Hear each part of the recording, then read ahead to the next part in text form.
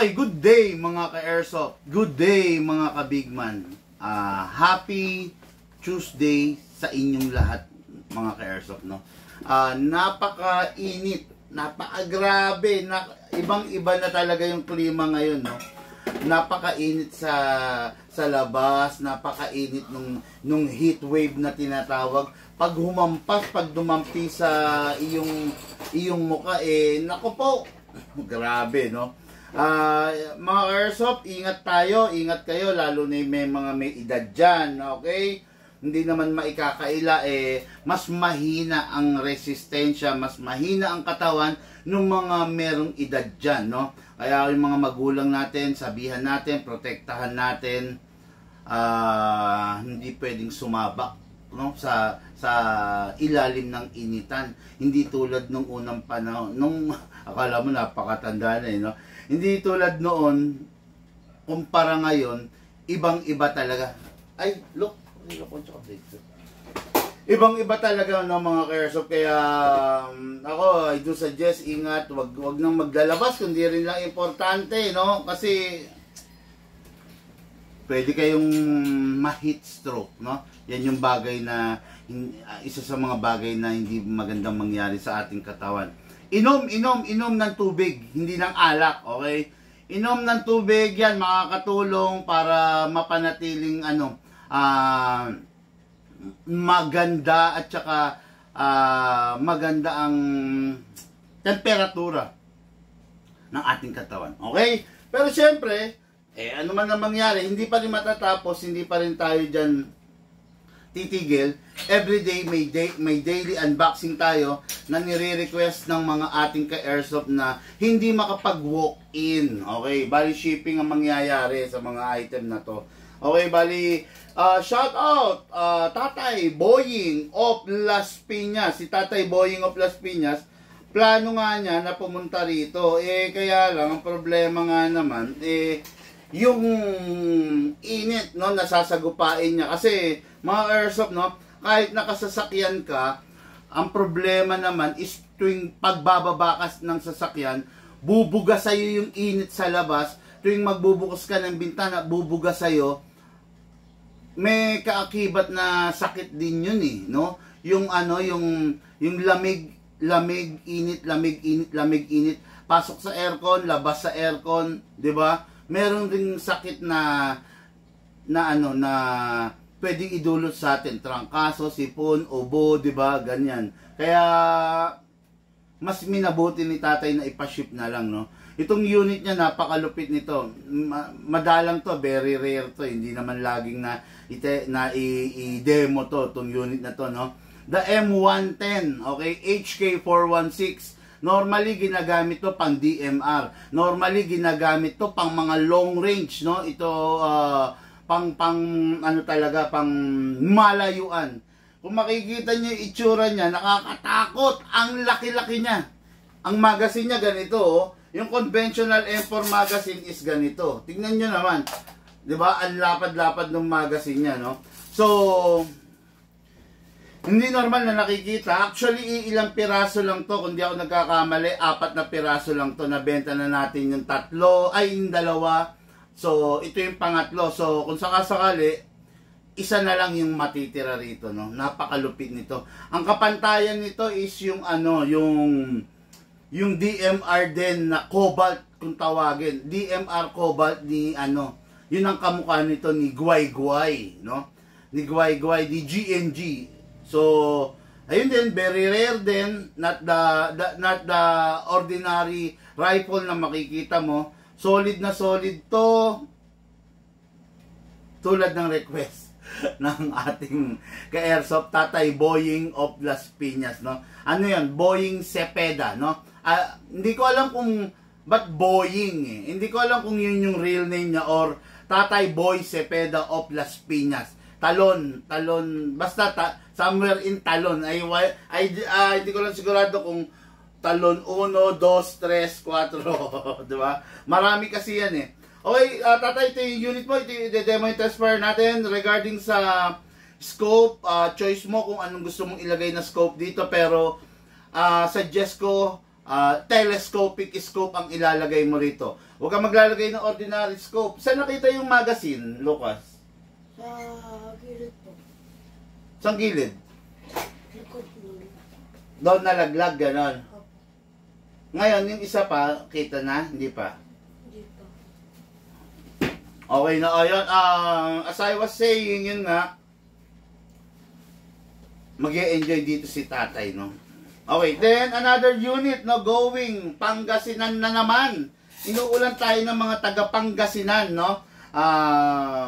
Ang unit ng ating ka-airsoft na taga Pangasinan is the 1911 by AW Custom, okay? What is good and special about this 1911?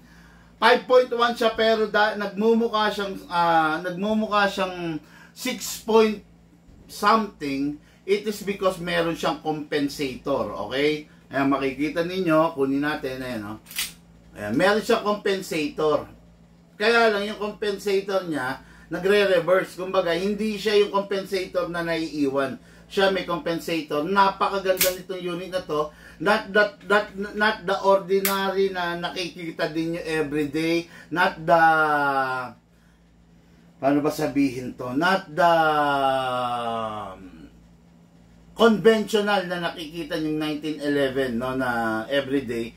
Ang ka-airsoft natin dito is taga Pangasinan, Robert Santos of Mangaldan, Pangasinan, okay? Yung unit niya is the classic 1911 by AWC. Kung hindi ako nagkakamali, ang code nito 3110, no? So, yun, ito yung unit niya. Ito yung nire-request niya na i-demo yung test fire natin. Plus, nagpasabay siya ng dalawang, box type na target. Okay? What is special about that box type na target? Ang una mong titirahin dyan yung mga gilid. Parang ganito. Paano ba sabihin? Pakita mo nga, look. Ipakita mo, i-bend mo yung mga gilid. Ayan, yung dalawang magkabilang gilid dito. Yan. Yan. Ang una mong titirahin dyan, yung mga gilid lang muna. Yan. Oh, yan. Okay. Pag natira mo yung gilid dyan, ang titirahin mong last, yung gitna. Diba? Yung gitna, magre-reset yan. Sige, pakita mo. Ano? Nag-reset na? Ba't di ka narinig? Oo nga. Ganun lang. Ganun na lang. Sige nga, tirahin. Halimbawa, tirahin mo yung mga gilid. Okay. Ayan.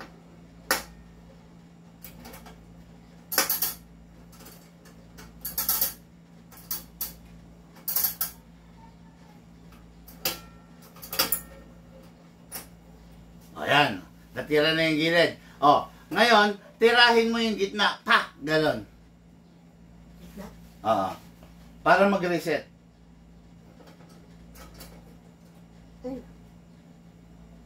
Nag-reset na? Ba't walang sounds?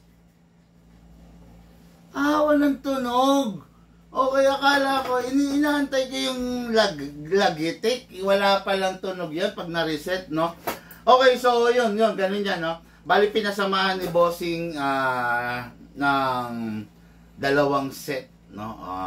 Mr. Santos of Mangaldan, Pangasinan. Ito na po yung unit nyo. So, napakaganda naman, syempre, ng napili ninyong target. Ang kulit ng dating, no?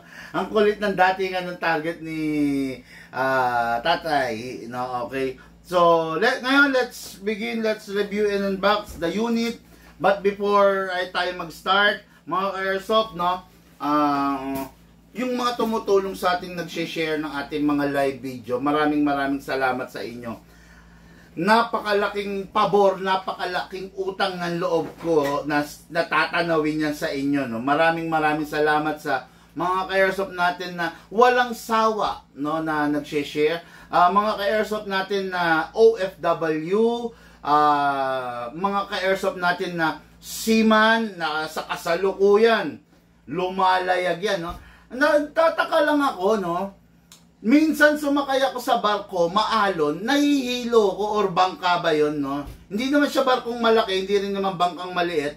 Parang medyo, medyo may kalakihan na hindi naman ganun kalaki. Sumakay ako, medyo nahihilo ako dahil sa alon.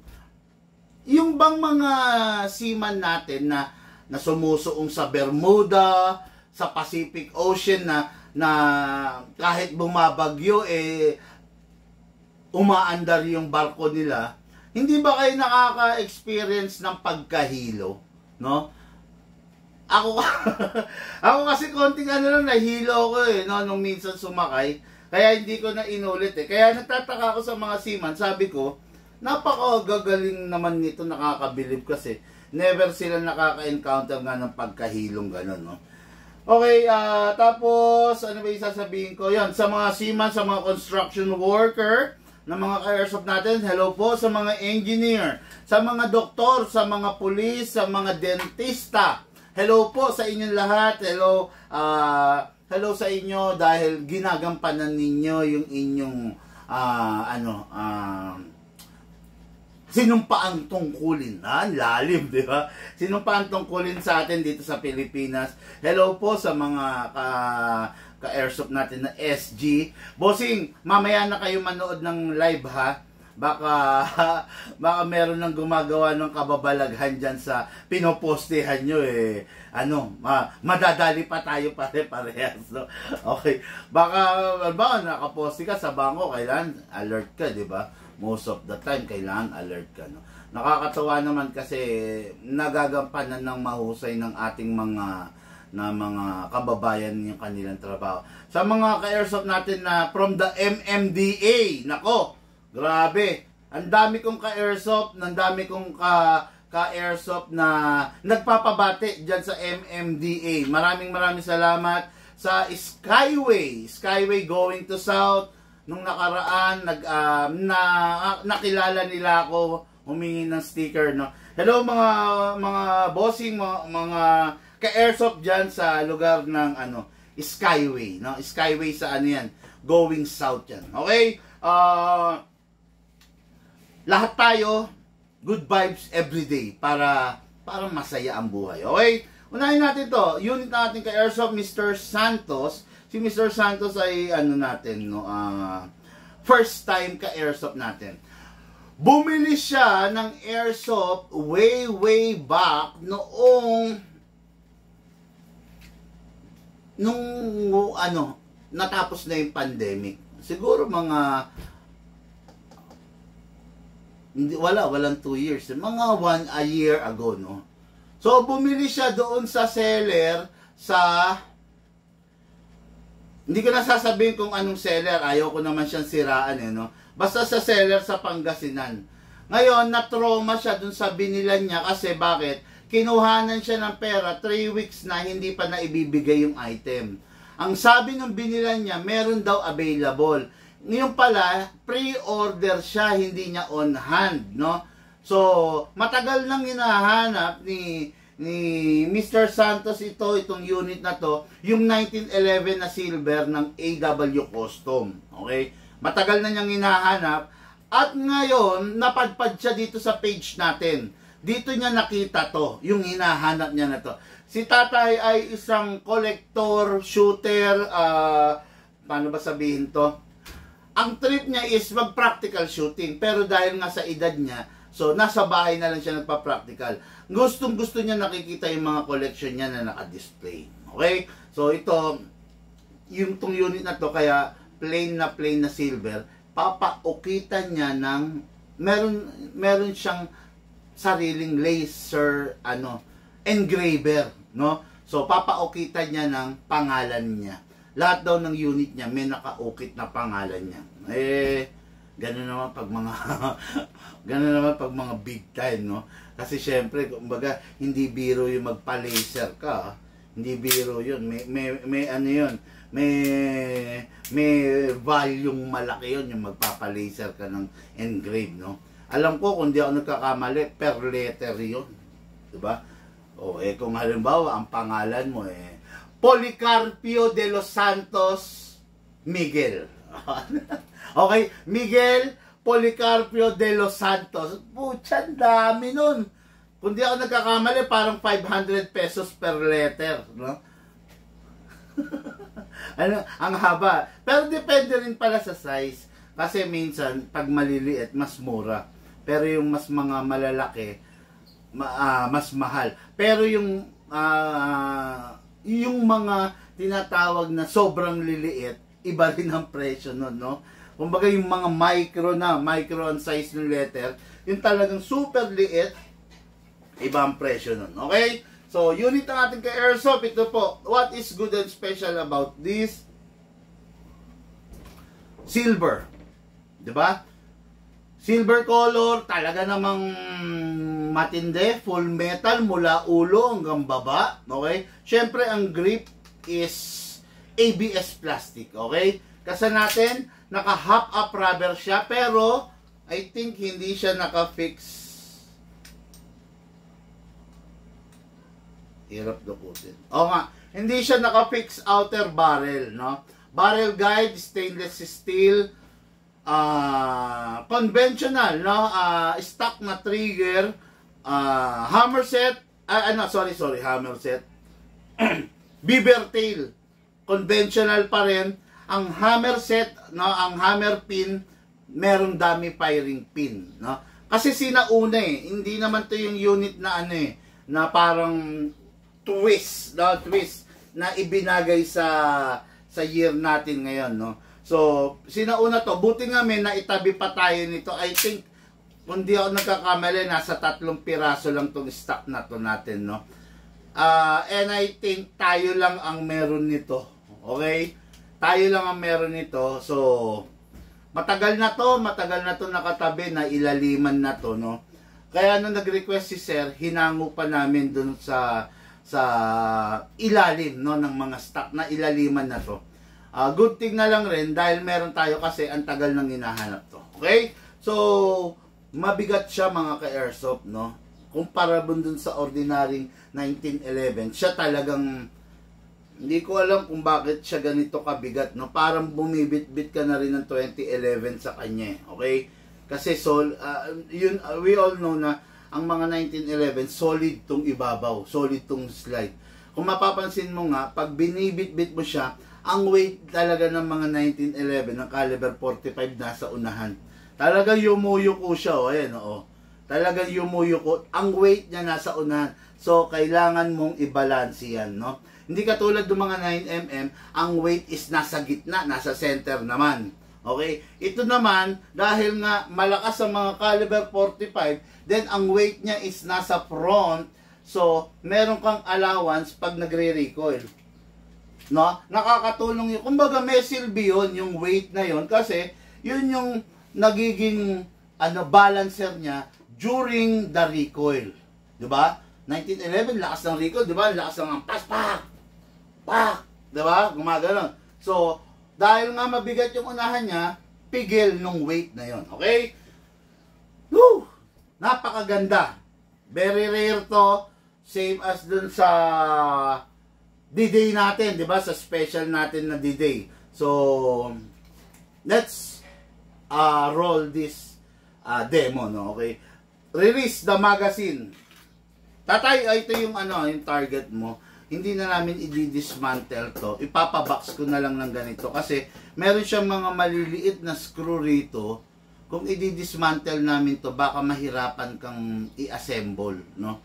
Meron siyang mga maliliit dito na pin, ganun.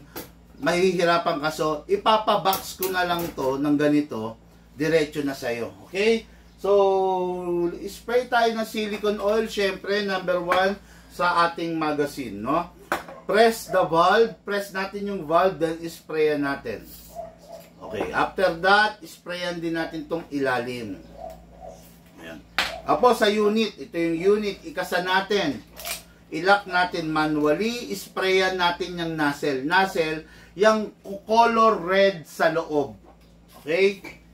Sana natanaw ninyo, ha. Okay, after that, na-sprayan na, sprayan din natin itong slide stopper. Okay, then release, then rest. Okay, ngayon, maglalagay tayo ng hangin. Ang nilalagay na hangin sa mga ganitong unit is 12 kg only. Huwag na natin lalagyan ng 14 kg. Itong unit na to, naka-tuning siya, pero malakas siya sa gas. Bakit? Kasi in-upgrade natin yung float valve dito. Bakit mo in-upgrade yung float valve? Kasi 1911 siya, medyo may kahinaan lang yung lakas niya. So napansin natin na mahina, kaya in-upgrade natin yung float valve niya para makapantay siya or malamangan niya yung mga other 1911 or 2011. Okay? Ngayon, ang FPS dito, kung di ako nagkakamali, between 380 to 390. Minsan, sa swerte yan, tutungtong ng 400. Kasi nga, yung float valve nito is upgraded na, modified na. Okay?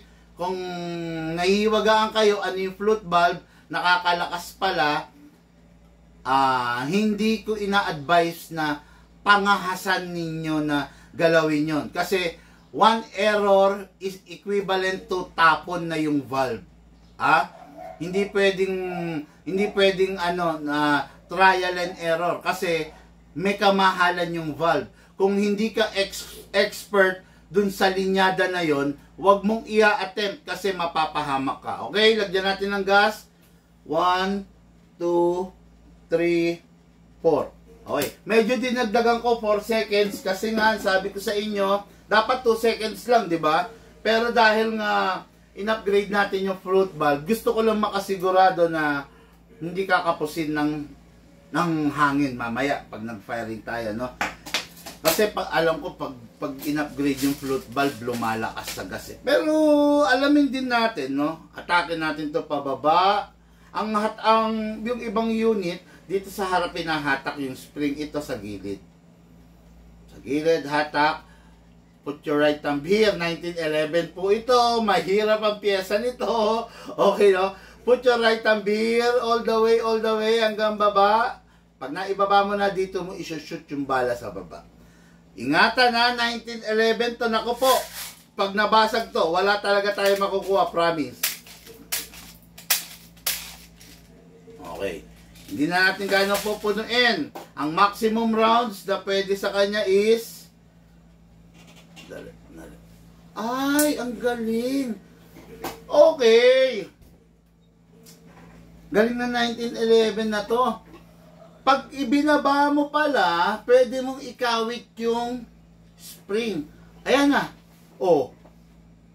Diba? Ngayon, release mo na lang. O yun, hindi katulad ng ibang unit na walang kawitan. Ito meron siya na ikakawit. Ayun no, oh. Oh, kawit mo. Oh, so nakakawit na siya. So safe na. Dagdagan pa natin ng isang bala. Okay. Ngayon 2, 4, 6, 8, 10, 12, 14, 15. 15 rounds ang pwedeng mailagay sa kanya. Tingnan ko nga yung ibang magazine na 1911. Meron pala.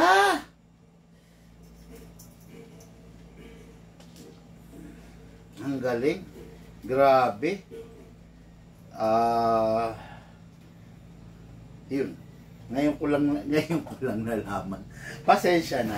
Yan ang sinasabi ko sa inyo. Siyempre, tao rin naman tayo. May mga bagay tayo na alam na may mga bagay tayong hindi alam na paghabang pinapractice natin, yung larangan na yon is later on nalalaman natin.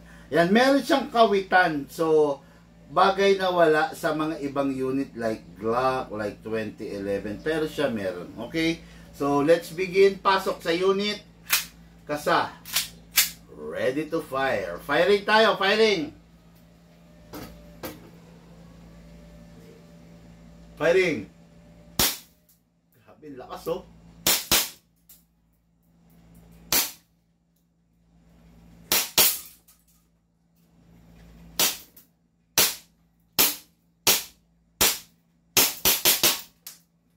Open, ang lakas ng palag. Another success upgrade of the float valve. No, ang sarap niya, no? Hindi na siya tulad nung una. Ngayon, ang lakas niyang pumalag. Ang lakas niyang bumigay. Success na matatawag to, no? Ang ganda ng pagkaka-upgrade ko. Nirush ko to eh. Actually, dapat magro-roll na yung live ng 3 o'clock. Pansin nyo, nag-roll yung live ngayon 3:30. Nirush ko kasi to, no? So, release, then release again. Oh, so, okay. Hindi siya parang yung mga 2011 na hinahatak lang. Release, then rest. Yun. Okay, so, ganun pa rin. May safe yan ha, mga ka-airsoft. Lahat, buhay, lahat activated. Kung, kasi medyo may edad na yung ka-airsoft natin, si Mr. Santos of Mangaldan. Kung sakaling gusto mong ipa-bypass to, yung beaver tail, magsabi ka lang, no? Pag naka-bypass to, nandyan pa rin siya, pero no, you don't need to press that para mag-fire. Kahit hindi mo pine-press, pak, magpa-fire na, no? Pero syempre, mas maganda pa rin kung meron. Pero kung nahihirapan ka, pwede natin i-bypass, okay? Kasi ano to na hindi ko ina-advise, no, para sa mga double action, sa mga single action pistol na i-bypass. Pero pwede naman, ha? Wag mo mapagkamalian, bossing. Tapos, unit, wag iiwanan na may bala at wag rin iiwanan na may hangin. Okay? Dahil nga ang ganda ng pagkaka-upgrade, lalagyan kong bala, hahayaan kong i-fire ni Lucas, no? Para naman maramdaman niya yung lakas ng sinasabi ko. Okay? Hindi pwedeng ipilit yung 16 na bala. Hanggang 15 lang talaga siya. Okay? Lucas, subukan mo ron sa labas. Lumabas si Tyson, ha? Okay. Next natin, jump na tayo rito. Pero bago tayo pumunta rito, shoutout ko muna yung mga magpapa-shoutout. Magandang buhay, Boss Bigman. Magandang buhay po, Edward Palanas. Good day, Boss Bigman, sabi ni Eliver Gonzalez Planto. Good day, sir.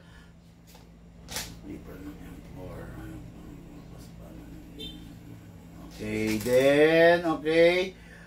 Sir, may sniper po ba na gas type po? Wala po nun. Okay? Edu Korea, shout out, boss. Shout out, Sir Edu. Good day, idol, boss, big man. Hello po, Ronnie Legaspi, no? Ang daming badge ni Ronnie, oh. 3 yung badge niya, follower, sharer, at saka, top commenter yata to. Basta 3 yung badge niya, oh. Makikita mo kasi dun sa, ito. Si Gilbert Bulan, may badge siya. May flag. Follower to, no? Pag ganun, no?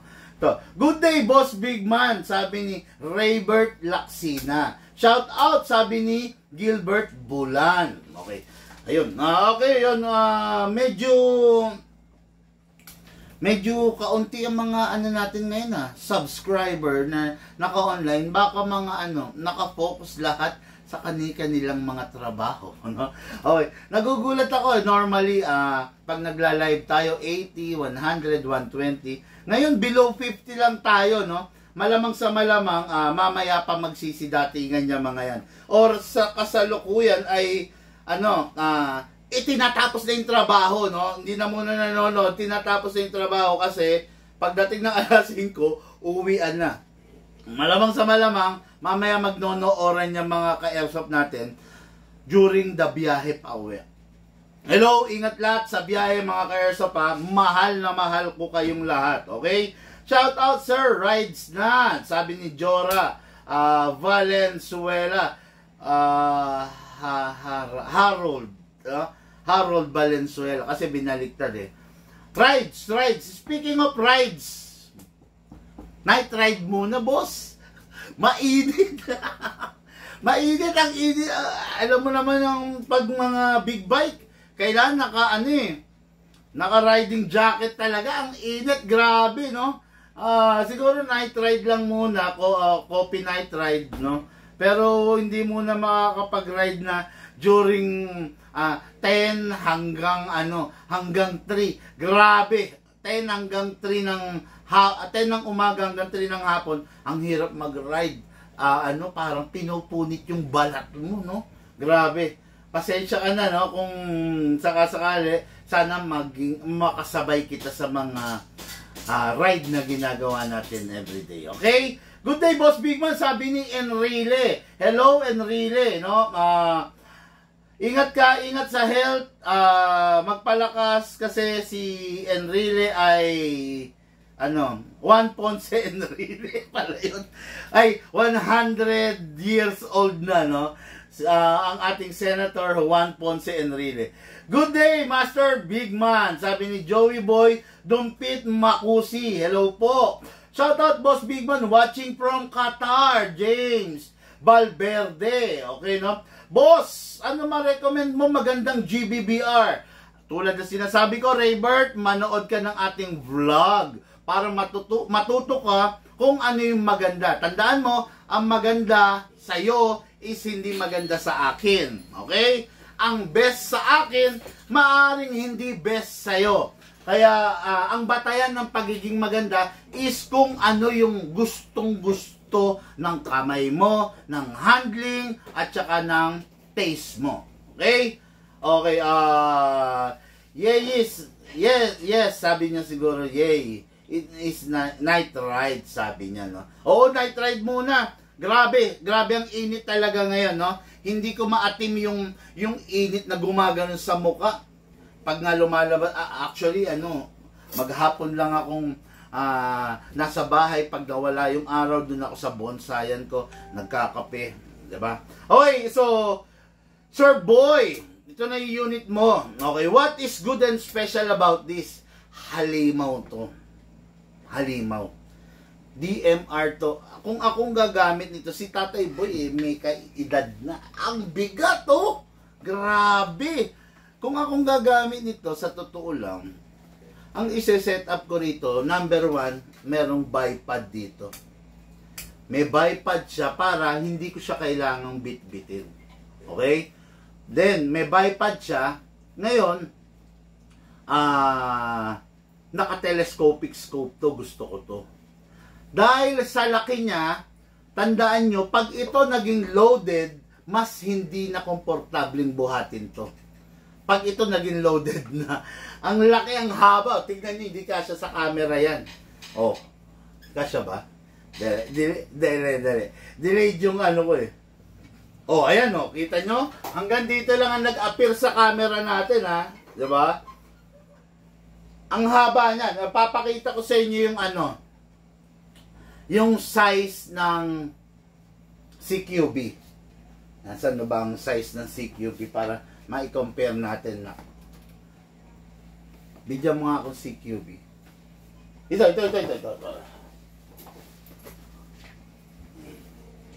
Ayan ha. Para ma-compare lang natin ha, yung size ng CQB. Oh, yan. Oh, yan. Okay. Oh, ayan ha. Okay. Kita nyo?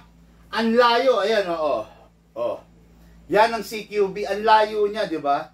Ibang-iba yung size niya, no? Kaya, ewan ko, pero ito talagang type ni Sir Boy of Las Piñas, no? Tatay Boy. Cepeda of Las Piñas. Okay? This is the HK M110. Okay? Ang magazine niya is to. Diba? So, ang gamit niyang bala sa live is 7.62 mm. Grabe, no? Ayan, tingnan nyo. Oh, sarap nito, no? Okay, so, this unit is AEG. Look, pakikuha na nga to para hindi istorbo. I-set up mo na dyan. Pero mamaya na kasi magpapapunasan natin kilaan yan, ha? Okay. This unit is AEG, so battery operated siya, okay? Hindi natin pwedeng gamitan to ng mga pipitsuging battery, masisira lang, mauubos lang, no? Ang gagamitin nating battery sa mga ganito is li-poly, okay? I don't know the exact number of BBs that kumbaga na pwedeng ilagay dito, pero mukhang marami naman, no? Itong magazine niya is hindi siya yung kamot type, no? So, itong magazine para malagyan mo ng bala, gagamit ka ng reloader. Okay, tignan natin kung paano natin ilalagay. So, pengen ako reloader na maliit. Ito. Hindi ko mailagay dito eh.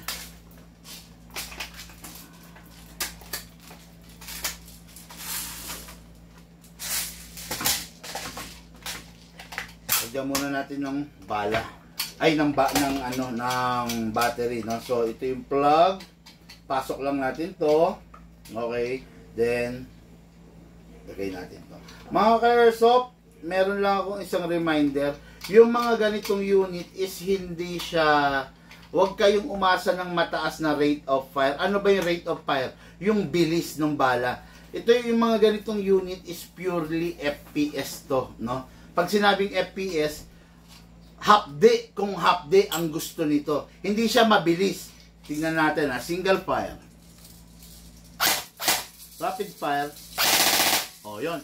Hindi siya ganun kabilis tulad ng iba na masikat na prrrt, prrrt, prrrt, siya, oh, ganun. May mas mabagal pa nga rito, oh, ganun, ha? Hindi siya ganun kabilis. Don't expect kasi kasi humahataw siya sa FPS, no? Matindi FPS nito. I think this is around 580 to 600 FPS. Ito. Wala pang upgrade dyan, kundi spring pa lang, no? Pero grabe FPS niyan. Ngayon, para malagyan siya ng bala, dito lang. Press lang. Tapos ayan. And madami, no? Itong niload kasi nilok na to is, I think, 150. Oh. Ay, hindi, 120, no? So, naubos siya, ha? Ang galit. O, yun. Na-load lahat yung 120, kulang na kulang pa, no? Marami siya siguro, kung di ako nagkakamali, between 250 to 300 ang laman nito. Okay? So, this unit, sabi ko nga, DMR, mas maganda to kung ise-set up natin ng tama, kaya lang, ang gusto ni tatay is the unit muna. Soon, ilagyan mo to ng scope, na telescopic, bipod, ano pa ba. Huwag mo nang lagyan ng sling kasi hindi ini-sling yung ganito kalaki, no? Mahirap to, sakripisyo to. Bipod, yun lang. Huwag nang lagyan ng mga flashlight. Ang masarap ditong nakalagay, action camera. Action camera sa totoo lang. Okay, pasok. Grabe, sarap. Okay, firing tayo, firing. Single fire.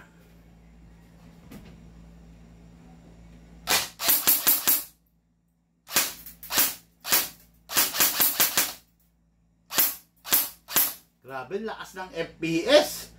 Rapid fire.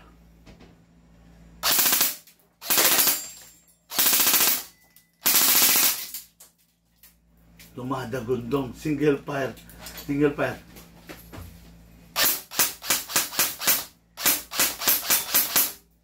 Grabe. Look, umusin pa sa labas. Ha? Yung tinamaan ka? Tinamaan si Lucas, bounce back. Single fire mo. Tignan mo kung malayo inaabot, ha. Okay, so, okay, tatay, Boeing, yun yung unit mo. Bakit kaya Boeing, no? Bossing boy, parang ganon. Yun ang nagre-register sa utak ko, bossing boy, na bossing na tapos ang pangalan niya boy, parang Boeing. Kumbaga parang pinag-isa siguro, no? Kaya hindi ko pa rin alam, ha. Nag-aano lang ako, wild guess lang, no? Okay. Yun. Inuubos ni Lucas dun sa labas, no? Kasi sayang yung na-load natin, eh. Number 1 lang na disadvantage ng unit na yan, kailangan maingat ka, no? Dahil sa sobrang laki niya, sa sobrang haba niya, prone siya sa pagtama, no? Tapos yung magazine niya, ingat sa pagkakalaglag. Wag nating hayaan na nalalaglag siya kasi medyo rare yung magazine nun, ng unit na yon. Hindi kakasya yung ordinary M4 magazine, na 300 rounds. So, naghahanap pa tayo ng magsusupply sa atin nung magazine, no? Don't worry, darating din yung panahon na makakakita rin tayo nun, okay? Nang magsusupply sa atin, okay? Tapos, ayun lang, ang unit natin, lahat ng unit natin is lifetime service warranty, lifetime warranty. So, no worry na kayo lahat doon, no? Pa-shoutout from Saudi, Al-Khobar, sabi ni Alas Soriano, Jail Alas Soriano, no? Okay, then, boss, paano sumali sa hulugan? Manood ka, Sir Jetro Solas, no? Panoorin mo, intindihin mo, para malaman mo, okay? Ang ganda niyang nasa harap mo, Michael Denoso, sabi niya. Okay, okay. Shout out from Singapore, Tito Shan. Okay, malayo. Sarap, no? Okay, no? So, ito, pinaka-importante sa lahat, every after the game, release the magazine. Next is to clear the chamber.